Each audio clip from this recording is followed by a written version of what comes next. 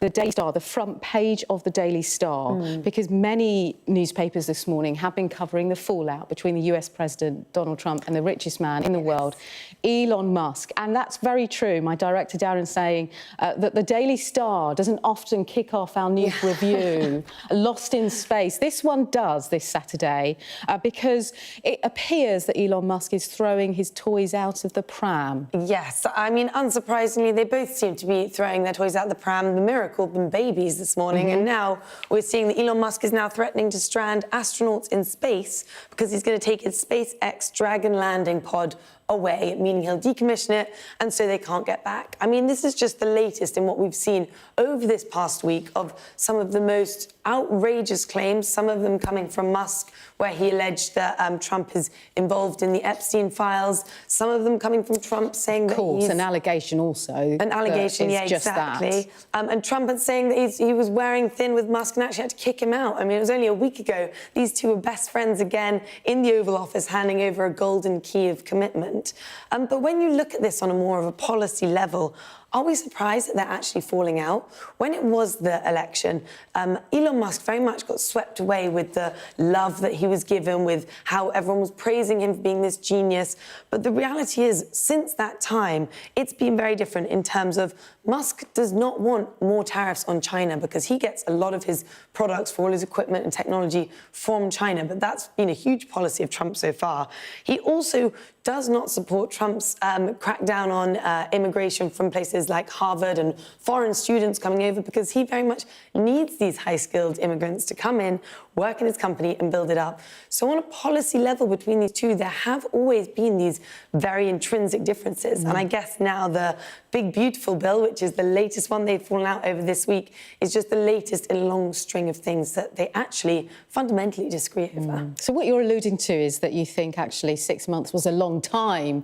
Actually, you thought it might have happened sooner. Well, perhaps, you know, this has happened now. These are two very big egos. I feel like it was inevitable they were going to fall out over something, but obviously the egos is what it looks like on the front, but underneath it all, I think they actually might disagree on a lot of things about, well, how to run the country and where they think the direction of the US should be going. Yeah, and then linking it back to this front page, it's so interesting, isn't it? Because what the paper is alluding to is that it leaves NASA astronauts stuck because they were using SpaceX vehicles to get...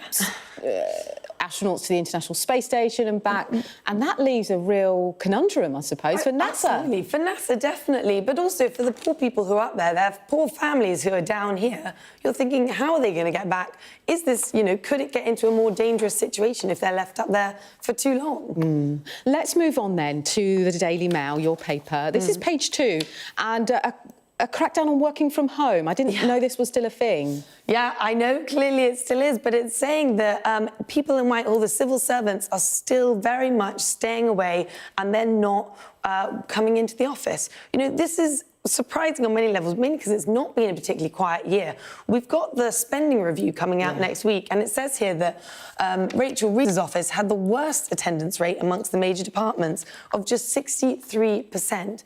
I mean, when you've got such big things like this going on, from an accountability perspective from the public, looking for you to be able to putting these things in place, getting these things done, you would expect really people to be turning up. And it also comes after, only in December, Keir Starmer said in what is a great quote, too many people in Whitehall are comfortable in the tepid bath of managed decline. I mean, he clearly wanted to turn this around, but it's turned into something else that he's kind of been unable to do again. And maybe he's got too much on his plate right now. And then the one more aspect of this is a point of security and data protection. That we've had so many cybersecurity attacks at the moment, and we've been warned that they'll only get worse. With so many people working across the country and not actually centralised in one place, I think it's opening government up to more cyber attacks that could go on. You know, we talk about this work from home culture. There were thousands of people that had to go to work, stacking our shelves in the supermarket, driving our buses. None of those had the privilege of being able to work from home. And so I think, you know, 5 years on from the pandemic, the culture of working from home, I think, you know, needs to be refocused. Yeah, no, completely. I'm split on this one, I think. Shall we move on to The Telegraph? Now, the Prevent organisation or department. That's there's a bit of controversy around that. Yes. Talk us through this story. Yes, so the story is basically about Prevent is obviously a sort of counter-terrorism unit here in the UK, and they've got within some of their schemes on their website, it's about whether voicing concerns over mass migration can actually be seen as sort of initial signs of radicalisation, and whether you should be reporting people to the Prevent scheme for having these discussions and concerns over mass migration. But obviously migration at the moment in the UK is a very hot topic. It is probably the #1 topic. It's a key pledge of Keir Starmer himself to sort of smash the gangs on illegal immigration, but just general net migration at the moment has been, in 2024, was over 400,000. So it's a concern for a lot of people. So under this, under the Prevent definition, it means that even senior at this point could be falling under that definition and could see themselves be referred, essentially. So Keir Starmer recently had his Island of Strangers speech that could essentially fall under it. Robert Jenrick as well, the very influential Conservative MP, he could also fall under this scheme. So it does beg the question of how effective is this programme? Is it really looking at the right things? Obviously, the scheme itself came under a lot of fire recently because it did miss the Southport killer. They interviewed him at one point and then released him, and then he obviously went on to commit the atrocities that he did. But yeah, it's fascinating in whether Prevent is really being tailored to hit the right market. Yeah, interesting one, that. Should we go back? Well, we'll go to the Times front page. We've got the spending review next week, which is going to be huge, sets out the spending agenda for the next 3 years. But their headline, squeeze on services to pump cash into the NHS. We all want a functioning NHS that works for everyone, but it's under so much pressure. It's under so much pressure. The government is under so much pressure right now. They're saying they're going to give this, 30 billion boost into it. I mean, critics are already saying that that's just simply not enough. What this feels like right now, because we've got the spending review next week, is they're trying to put a bit of positive news out there, say, we will keep supporting the NHS. It's a very positive point with the public. They do love it. But the fact of the matter is there's not that much money. And we already know that they up their defence spending. They've committed to 2.5 at the moment, but NATO is wanting to push them further to 3.5%. That's going to be billions and billions of pounds. And there's other things they mentioned in here. There'll be cuts going on in police, council, housing.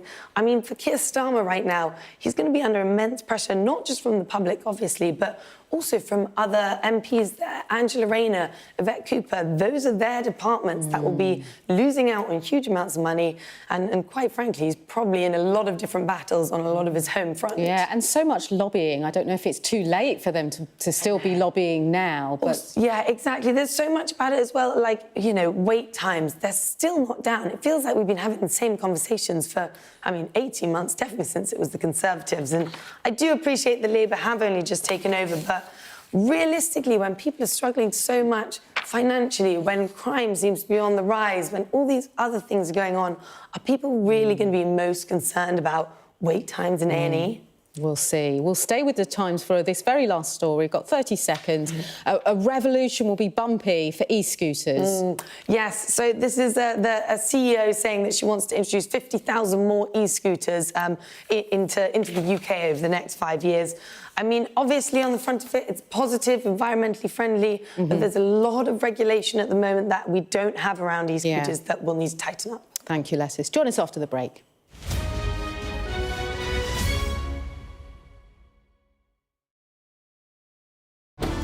Jubilation in the streets,